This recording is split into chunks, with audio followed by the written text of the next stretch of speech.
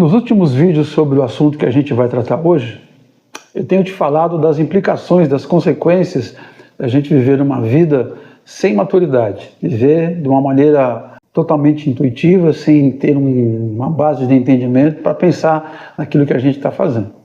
E as consequências de uma vida sem maturidade, sem experiência, sem esse tipo de sabedoria, elas são diversas e eu tenho te falado também ao longo desses vídeos.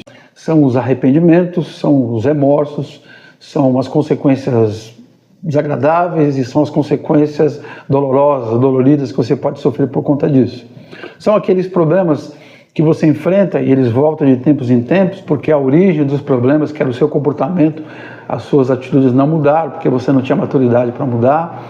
São aquelas situações ruins em que você mesmo trabalhando com afinco, mesmo tendo capacidade, tendo competência, as pessoas não te respeitam porque elas não veem maturidade. Enfim, eu tenho te falado de uma série de situações que são consequências de você ser uma pessoa imatura. E também tenho te falado ao longo desses vídeos de que a solução para isso é você treinar o seu interior, treinar as suas faculdades. E este é o último vídeo sobre esta série. E antes de eu te falar qual é o último exercício que você deve fazer para treinar as suas faculdades emocionais e espirituais, eu vou fazer uma pequena introdução citando o livro de Provérbios, que diz lá no capítulo 22, verso 3, de que há a pessoa sábia, que ela identifica as coisas ruins e ela foge do mal, e há a pessoa ingênua, a pessoa imatura, que ela até percebe, mas ela ignora, ela segue adiante. O que é que eu estou dizendo ao citar esse texto de Provérbios? Estou dizendo que as pessoas que não têm maturidade, elas até percebem que a vida é muito mais do que trabalhar, nascer, procriar, morrer. A vida é muito mais do que esse ciclo. Elas fazem perguntas: por que estamos aqui? Para onde vamos? Qual o sentido da vida? Por que existimos? Só que há um detalhe que o texto diz: elas fazem essas perguntas, mas elas seguem adiante. O texto diz que o inexperiente, ele percebe o mal, mas ele segue adiante, ele ignora. Ou seja, ele ignora e colhe as consequências. Então eu quero te falar hoje sobre o último exercício para você desenvolver a sua maturidade, que é justamente você procurar o sentido da vida. Não ignorar essas perguntas, mas buscar a razão de você estar vivo, estar existindo. E eu quero te dar duas informações, dois caminhos, dois meios, e eu vou me arriscar aqui a dizer que são os dois únicos meios de você encontrar o verdadeiro sentido para a vida. O primeiro deles é você descobrir a sua vocação pessoal. E aqui eu não estou falando de obrigações. Você tem obrigação de sustentar e acolher e amparar e ajudar e confortar a sua família. Você tem obrigações profissionais, pessoas dependem do seu trabalho. Você tem obrigações como cidadão, tem que ser honesto, tem que pagar imposto, tem que contribuir de forma cívica em vários aspectos, mas isso são as suas obrigações. Não é isso que eu estou falando. Eu estou falando de vocação. Aquela atividade, aquele trabalho que deveria fazer você se levantar cedo, com toda a motivação, todos os dias. Cada um de nós tem essa vocação, tem esse tipo de dom. Cada um de nós tem uma tarefa específica e uma capacidade específica para fazer algo que vai fazer toda a diferença, não só na nossa vida, nos dando esse prazer, essa alegria, esta satisfação de viver e de trabalhar e de existir, mas também essa nossa vocação, uma vez realizada, ela vai gerar o bem para outras pessoas. Imagina, por exemplo, um mundo sem Albert Einstein, imagina um mundo sem Pelé, sem Santos Dumont, sem Ayrton Senna.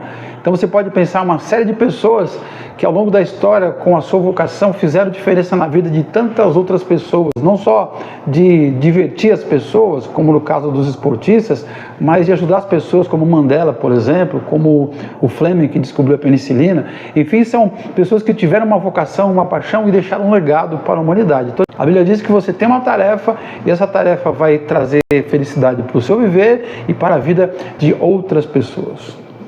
Há um autor, um psicólogo, chamado Viktor Frankl, e ele viveu no campo de concentração. Ele era psicólogo, era judeu, foi para um campo de concentração e depois ele saiu do campo de concentração e ele criou uma linha de terapia. E nessa linha de terapia ele escreveu alguns artigos, alguns livros, e um dos seus livros ele escreve o seguinte: quem tem o porquê viver, consegue viver qualquer tipo de viver. Ou seja, se eu tenho um motivo, se eu tenho uma razão, se eu tenho um propósito, eu consigo enfrentar qualquer tipo de coisa, até um campo de concentração. Esse é o primeiro meio, o primeiro caminho para você buscar o sentido para a vida. E o segundo, e creio que o mais importante, porque o primeiro depende do segundo, é você acabar com o ceticismo, a sua incredulidade em relação ao mundo espiritual ou à vida após a morte. Eu sei que existem pessoas, talvez seja o teu caso, que acreditam que uma vez morto, uma pessoa, não uma vez morta, uma pessoa já não tem mais o que pensar, porque ela simplesmente desaparece. Talvez você tenha esse pensamento, eu te respeito, mas esse tipo de pensamento não traz conforto para a alma, porque a gente pensa um dia, a validade chega, e aí? Eu posso encontrar um sentido para a vida, para este mundo, mas e depois? Como é que fica? Como é que eu me sinto? E como é que você vive a sua vida enquanto você está vivo, sabendo que depois a vida não tem vida? Então, você precisa acabar com esse ceticismo. Existem várias maneiras de você procurar essa resposta. E eu vou te passar aqui com toda a liberdade aquilo que eu acredito. A opção que eu vou te dar é de você crer, acreditar, de você seguir os ensinamentos de Jesus Cristo, Jesus de Nazaré. Quando você segue os ensinamentos de Jesus, duas coisas acontecem. Primeiro, ele vai te dar iluminação, porque o Espírito dele paira sobre a vida daquele que acredita nele e segue os seus ensinamentos. Ele disse que o Espírito dele iria ensinar aos seus seguidores todas as coisas que ele não teve tempo de ensinar. Inclusive, iria revelar qual era a nossa vocação. Muitas pessoas que até buscam descobrir qual é a sua vocação pessoal, mas não conseguem, porque é alguma coisa muito íntima, muito interior e até muito espiritual.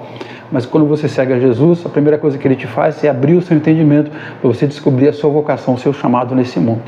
E aí vem o segundo elemento. Depois que o Espírito de Jesus, ele te mostra o que você tem que fazer no mundo, ele mostra para você também aquilo que Deus está fazendo no mundo. Olha só que interessante, ele revela a sua vocação, para que você está nesse mundo, e ele te mostra para que é que Deus se manifesta nesse mundo. O que é que Deus quer com este mundo? Qual o propósito de Deus para este mundo? E aí ele vai um pouquinho depois, ele pega a sua vocação e diz, olha, a sua vocação pessoal neste mundo, ela se encaixa perfeitamente no meu propósito para esse mundo, dessa maneira.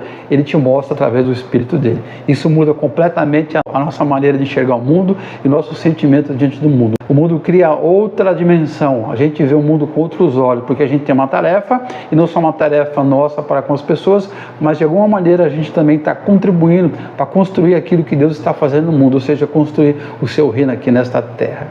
E por último, quando você crê no Evangelho de Jesus Cristo, na mensagem de Jesus e crê nele, ele te dá uma coisa que ninguém pode dar.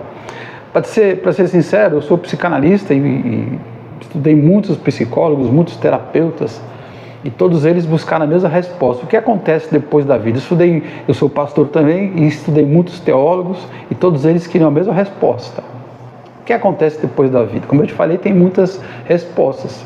Mas quando você crê em Jesus, você encontra a resposta absoluta, porque o Evangelho de Jesus te dá algo que nada nesse mundo pode te dar, que é a certeza que depois de morto você vai retornar à vida, mas não com esse corpo, mas um corpo transformado, um corpo perfeito, sem os defeitos físicos, sem os defeitos morais e sem as limitações mentais. E naquele dia nós vamos conhecer assim como nós somos conhecidos. Resumindo todos esses benefícios, Jesus resumiu tudo isso em uma única frase: eu vim para que vocês tenham vida e vida em abundância. Eu sou Ailton de Araújo, sou psicanalista, sou pastor e há mais de 30 anos eu ajudo pessoas a buscarem o sentido da vida emocional e da vida espiritual. Se você gostou deste vídeo ou dos vídeos dessa série, compartilhe com as pessoas a quem você ama, com seus amigos, seus colegas, pessoas a quem você quer compartilhar esse conteúdo, porque talvez seja bom para elas também. Se você tem interesse nos meus conteúdos, me siga aqui nas redes sociais e se inscreva lá no meu canal do YouTube. Até mais, um grande abraço.